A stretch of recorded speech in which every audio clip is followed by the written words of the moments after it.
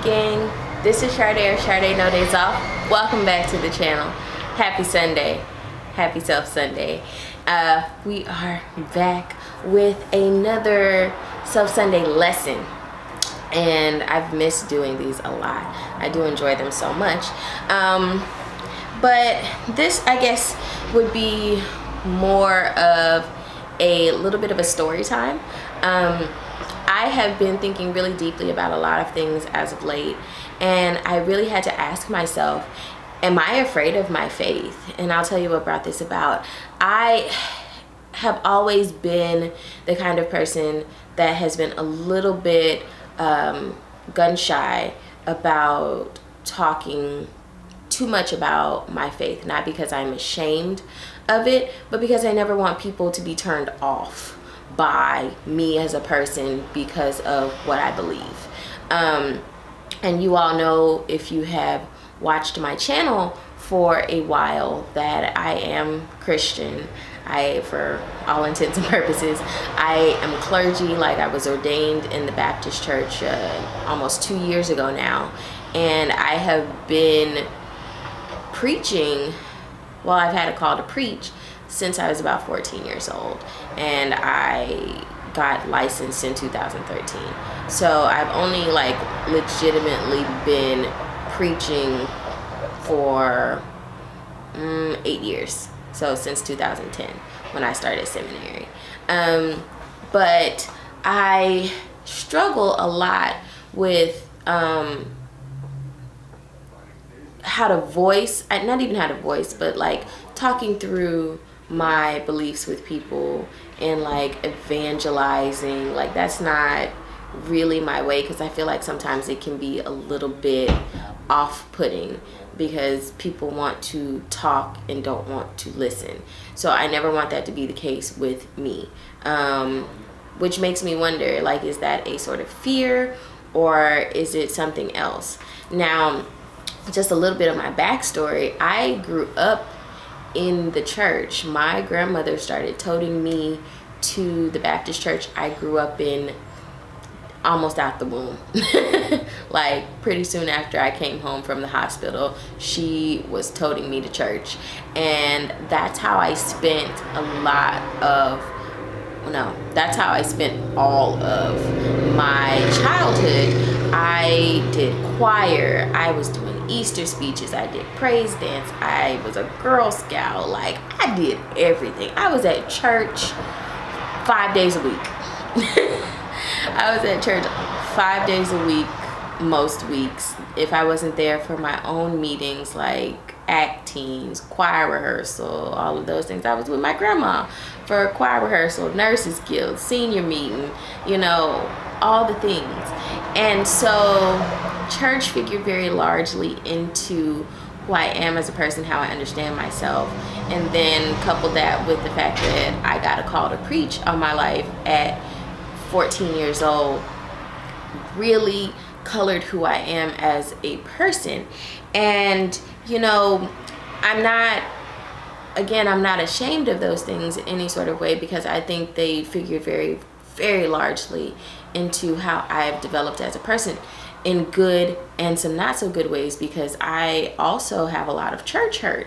I was alienated from my home church because I was wrestling with a call to preach as a girl. And my home church still doesn't allow women in the pulpit.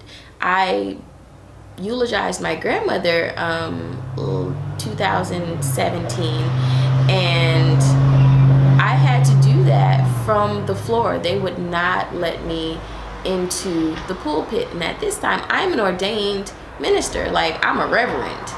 I could have a church. And because I am a woman, I still was not given full rights and consideration as the male ministers at my home church. Bananas, right?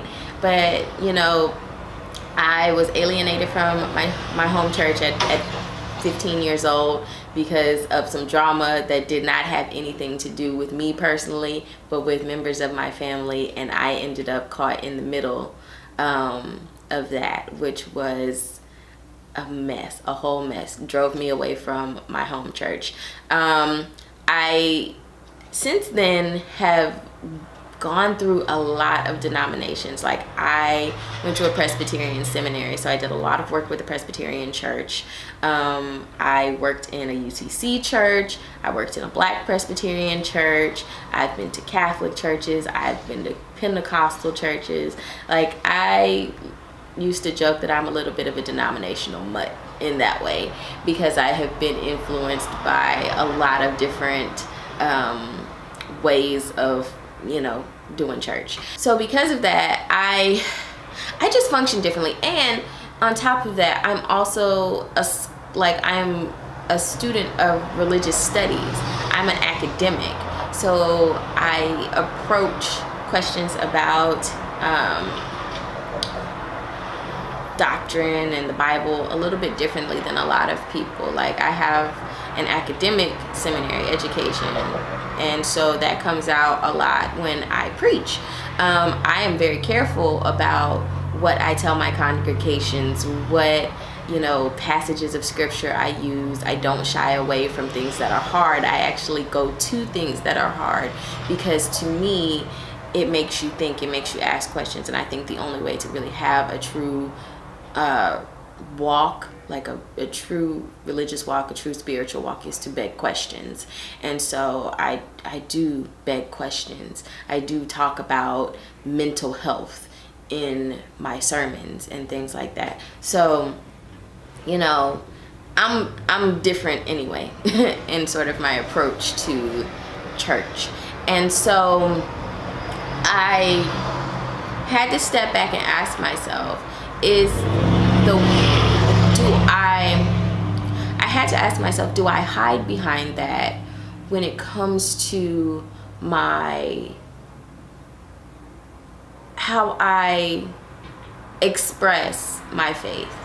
And I don't actually have an answer for that. I think in some ways, yes, because people become so turned off by conversations around religion.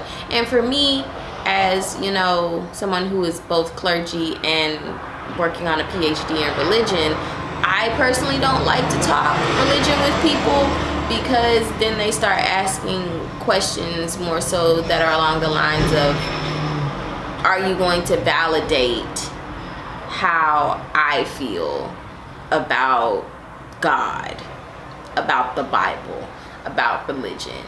And that's not why I'm here. Seriously, that's not why I'm here. I don't like to have those conversations, because it gets really awkward for me to say certain things like that don't bother me as, you know, clergy, like the virgin birth, or to say that, or to ask people what they're like, because I'm gonna ask follow-up questions, and I am very careful about that, because I never want to do harm, like intentionally do harm to people by my line of questioning, because I'm going to ask questions that are really thoughtful and try to get people to think outside of sort of these fixed lines and boxes and whatever of how they conceive religion. Also because it's usually not in line with sort of how I study religion, how I practice religion, like all of those things. And because I'm one of those people that, you know, I read the Bible every day. I have a disciplined devotional practice every day. I balance my chakras. Sometimes I do yoga. I have gone to Hindu temples. I have practiced with Buddhists. As a Christian, I have gone to mosques and still had like very deeply and significant religious and spiritual experiences there. So I'm a little bit less preoccupied with who's right, to be honest. But I also leave room to be profoundly and significantly affected by my encounters with other religious folk because of their stories and their experiences. So maybe in that way, I'm not so much afraid of my faith, but have a little bit more of an open-mindedness to other people's life experiences. And ultimately, I want people who come across my channel to see the God in me, but also see a space where it is safe, no matter your disposition toward religion, that you could potentially get a word, a message, a lesson, something you needed to hear out of what I'm saying, despite the fact that it may have biblical references, or it may have quotes from John Lennon, or something from Ratchet Television. I always want the message to be at the center and not, a preoccupation with proving I'm right or trying to push what I believe down anybody else's throat. If what I say helps you to get to God, to a better sense of self, then that's the win. Like, that's the dub. That's why we do it. But at the end of the day, I also don't want anybody to feel alienated by the way that I choose to express my experiences and my beliefs, if that makes sense. So I'm interested in what you think. Does anybody else have sort of an issue or challenges with how they express their faith, or don't express faith, or have conversations with other people that feel differently than you do? Let's have a conversation down in the comments. Let me know what you think. As always, friends, don't forget to like, comment, subscribe, tell a friend about the channel. I'll see you in the next one. Bye.